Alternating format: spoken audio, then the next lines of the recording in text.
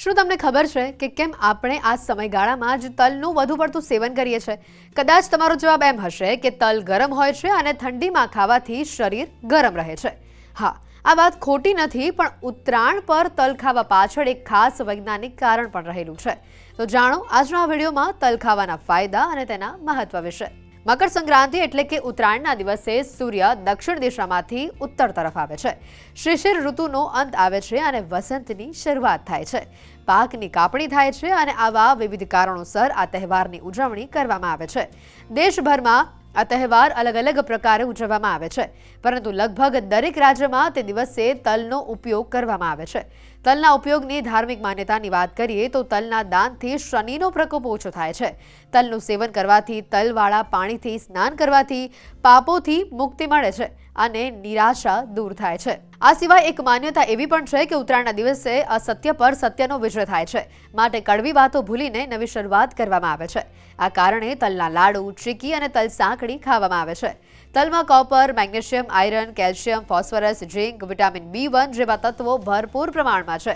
શિયાળામાં તલ ખાવાથી hormonal balance, iron absorption, skin tone અને બોન ડેન્સિટી પણ વધે છે. તલનું સેવન કરવાથી એમિનો એસિડ અને વાઇટામિન્સ સારા પ્રમાણમાં મળે છે અને જે શરીરમાં ઉર્જાનો વેગ આપે છે.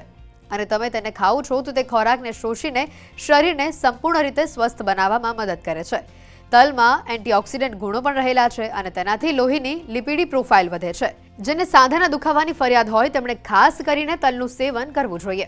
તલ ખાવાનું વૈજ્ઞાનિક કારણ: તલના સેવનથી શરીર ગરમ રહે, મેટાબોલિઝમ વધે, દાંત અને પેઢા મજબૂત થાય.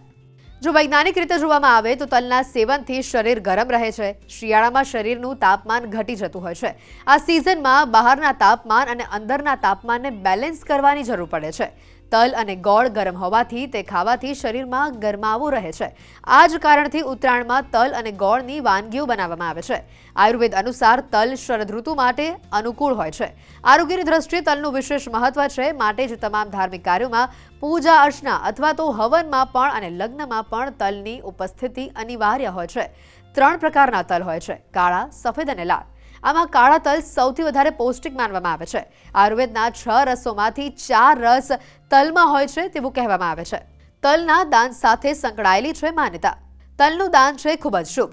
આર્થિક સમસ્યામાં મળે છે રાહત, સુખ સમૃદ્ધિમાં થાય વધારો. એવું કહેવાય છે કે રાહુ એ મકર રાશિના સ્વામી શનિ અને સૂર્યનો વિરોધી છે, જેના કારણે બંને ગ્રહો દ્વારા મળતા પ્રતિકૂળ ફળના નિવારણ માટે ખાસ તલનો પ્રયોગ કરવામાં આવે છે. એવી પણ માન્યતા છે કે તલનું દાન કરવાથી વિષ્ણુ ભગવાન પ્રસન્ન થાય છે અને તેનાથી રાહુ અને શરીરના દોષનો પણ નાશ થાય છે. તલ વિષ્ણુ ભગવાનને ખૂબ જ પ્રિય છે. તલ સાથે જોડાયેલા વ્રત તહેવાર પોષ મહિનામાં જ કેમ આવે છે, આવો પણ એક સવાલ થશે. તો આ મહિનામાં તલ સાથે જોડાયેલા સૌથી વધારે વ્રત તહેવાર ઉજવવામાં આવે છે, જેની પાછળ આપણા પૂર્વજોના વૈજ્ઞાનિક વિચાર છે. કેમ કે આ ઋતુમાં તલનો ઉપયોગ આપણા શરીર માટે શક્તિદાયક હોય છે. ઠંડીમાં મકર સંક્રાંતિનું પર્વ ઉજવવામાં આવે છે. આ અવસરે તલના પકવાન ખાસ રીતે બનાવવામાં આવે છે. આ સિવાય ષટતિલા એકાદશીએ સ્નાન કરવા માટે પાણીમાં તલનો ઉપયોગ કરવામાં આવે છે. આ પ્રકારના તલના સ્નાનથી અનેક લાભ અને ગુણ મળે છે તેવું કહેવાય છે. પોષ મહિનામાં તલનો ઉપયોગ અનેક રીતે કરવામાં આવે છે.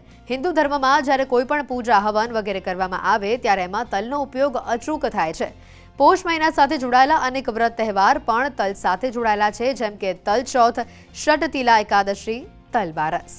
આયુર્વેદની દ્રષ્ટિએ તલ મધુર અને તિક્તોષ્ણ ગણવામાં આવે છે, એટલા માટે એ વાત અને કફ પ્રધાન વ્યાધિઓમાં ખૂબ જ ફાયદાકારક છે.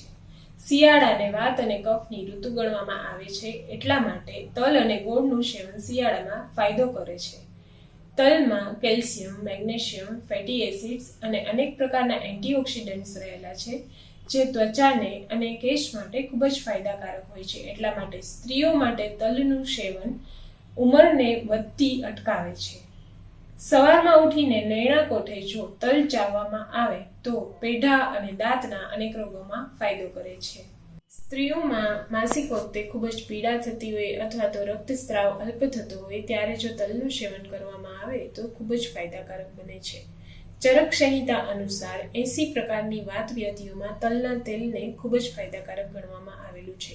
એટલા માટે જો શિયાળામાં તલના તેલથી અભ્યંગ કરવામાં આવે તો હાડકાં મજબૂત બને છે, આર્થરાઇટિસ જેવા રોગોમાં ફાયદો કરે છે અને ત્વચાને પણ વર્ણ પ્રદાન કરે છે.